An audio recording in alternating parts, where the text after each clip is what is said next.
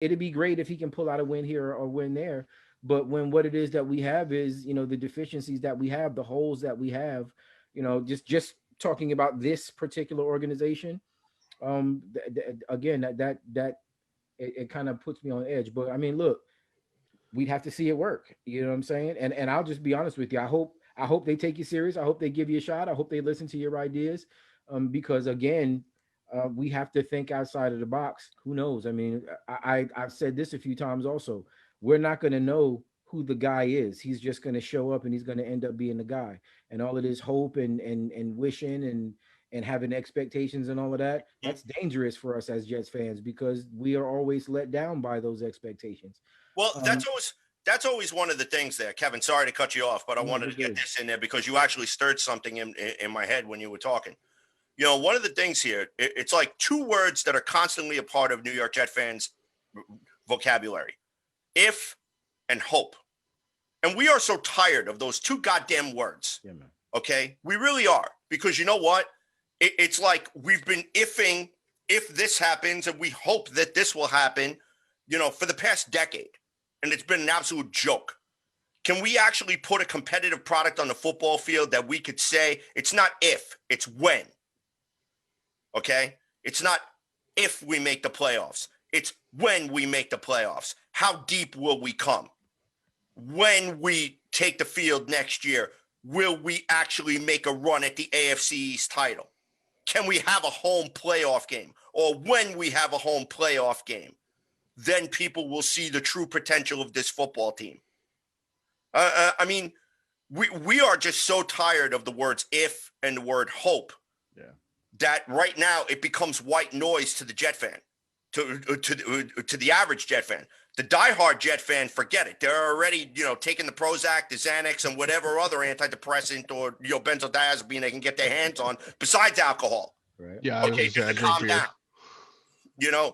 So I mean, like all of us are just we all have as Jet fans. We know that we feel the need for change. We know that there needs to be change, and the problem is that the people that are pushing the buttons of the machine, They're just they pushing. Yeah, they're they just pushing don't random see buttons. what we see. They don't see what we see. And we're just fans. Okay, I don't have any media credentials. I don't have any media. I don't have any media passes. You know who I am? I'm just a guy who sits on my who sits on my couch. I watch football. I eat chicken wings and I drink beer. Okay, and I yell at the TV. And my wife laughs at me all the time. And she says to me, "I don't understand why you watch this team. You get aggravated every Sunday. Why are you going to let this team, aggravate you on a Sunday?" All right, but I love this team. I've been watching this team for 40 plus years. And for me, the emotional investment, dedicating my Sundays, dedicating my time to doing this broadcast. Ladies and gentlemen, I'm going to introduce our guest in just a moment. Um, the financial investment. When you go and buy a T-shirt, you buy a jersey, you buy a mug, you buy a sticker, a car magnet. Okay, you buy a face mask or something to represent your team. You buy something to represent your team because this is how much you love them. Okay, and then the people that are pulling the purse strings, the only thing they give a shit about is money. Okay, and they don't give a shit about the product that's on the field. And the product on the field is not worth the money that they're asking people to pay for the price of admission to get into MetLife Stadium. In a crappy stadium with crappy acoustics, with a crappy fan experience, that the majority of the time for Jets home games, there are more visiting fans than there are home fans. So we really don't have a home field advantage. It's like the New York Jets, even in our own building, we're still the redheaded stepchild. So us as fans, we've reached our breaking point. That's why a lot of us have come out and have publicly said, if Adam Gase is retained next year for 2021, we're boycotting the Jets. I'm giving it. There are people that have already canceled their PSLs, canceled their season tickets. And I expect that if Adam Gase is not fired on Black Monday, that there will be more people that will do the same. And see, here's the thing, Daniel. We need people like you to shake management out of apathy. Okay, because Joe Douglas is not going to walk into the Johnson & Johnson chemistry plant and tell Christopher Johnson or Woody Johnson how to make baby powder. He doesn't know how to make baby powder. He's a football guy. What the fuck does he need to know? So why is Woody Johnson or Christopher Johnson going to hire an outside headhunting firm, a headhunting football firm, designed in finding the best candidates, which is bullshit too? Okay? You have football people in the building. Let your football people do their job. Right. And you just sit there. You'll be involved in the process. You'll be involved in the interview process. You got to write the check. But let the next head coach of the New York Jets be Joe Douglas's guy. All right. A few weeks back, I gave the job to Scott Klesby, but you know what? He's been sleeping on the job. He's been betting against the Jets. You know what? Screw him. Scott, you're fired. Scott knows how to make money, man. Exactly. He does know how to make money, though. Okay. So, you know, when you brought up Kevin Kelly, you brought up a lot of good points in your outline, Daniel. And one thing that I admire about you the most is your passion, because you share the same passion as everybody on this panel. So, and now I'd like to turn the floor over to our guest who joined us a little bit late. Ladies and gentlemen, Mr. Daniel Forrestein. Daniel, how are you tonight? It's very good to see you again, CJ. It's also very good to see Kevin. Hello, gentlemen. Hope that everyone on the panel is doing all right. Good to have you back. You know, I have to say that the one thing that really, really bothers me is when you have an inept owner, especially a fraud owner like Mr. Christopher Johnson is, where you have to basically listen to your head coach and have him beg you to fire the defensive coordinator.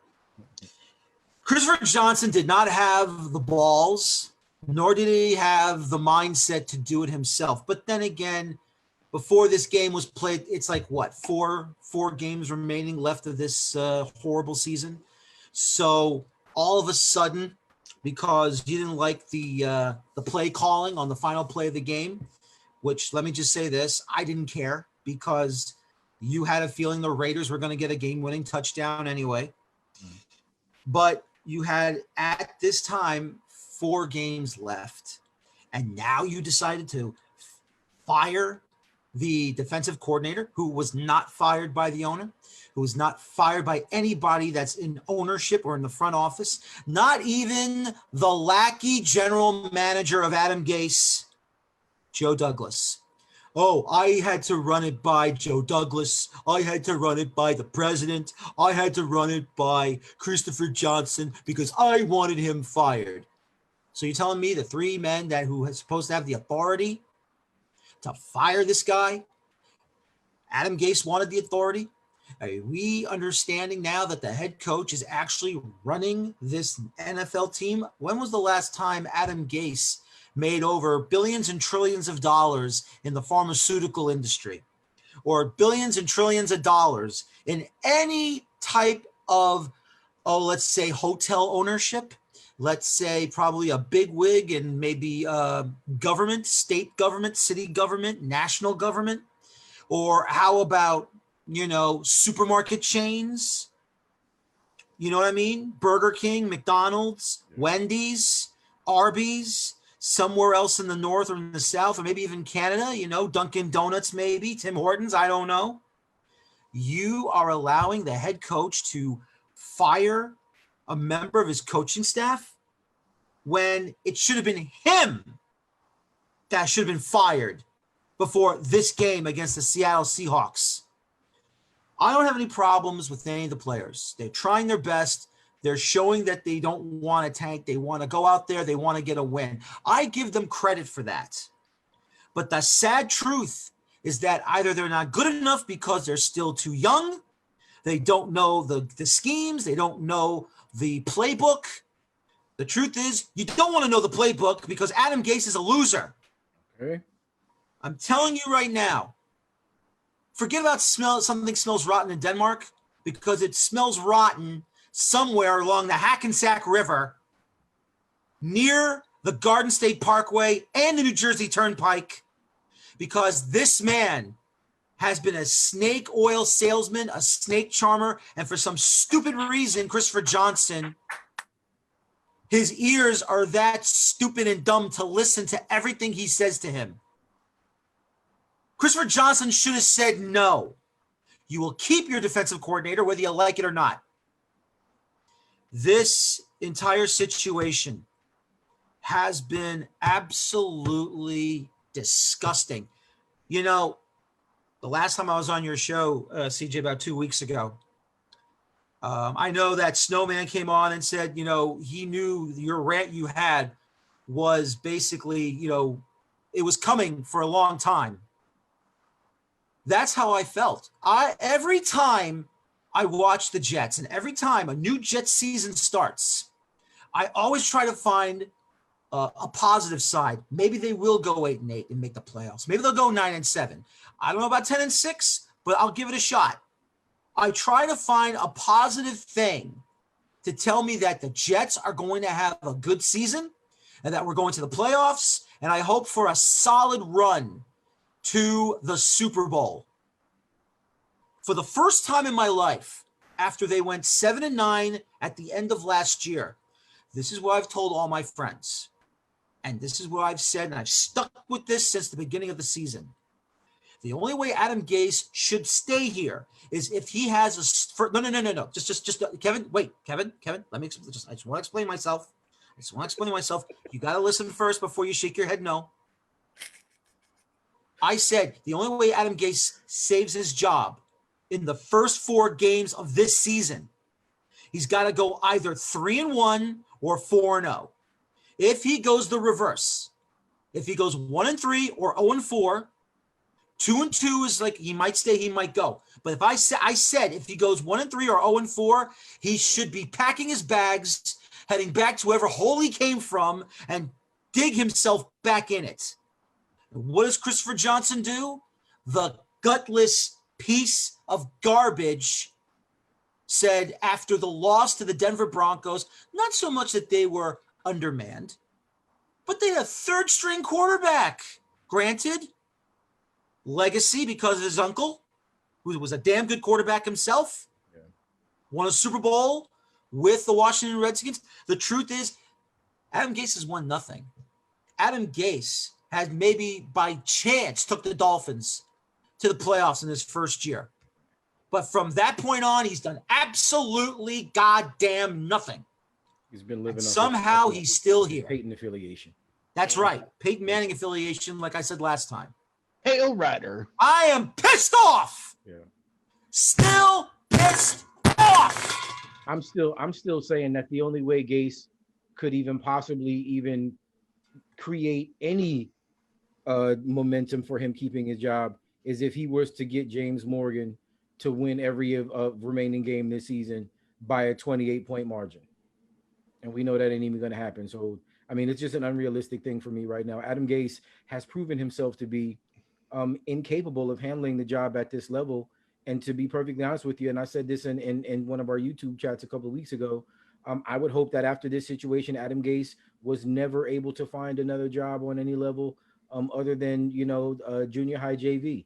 Because I'll be honest with you, I don't think he's actually even put up enough effort or enough of that genius, whatever, to dictate that he's actually capable of doing anything beyond that level.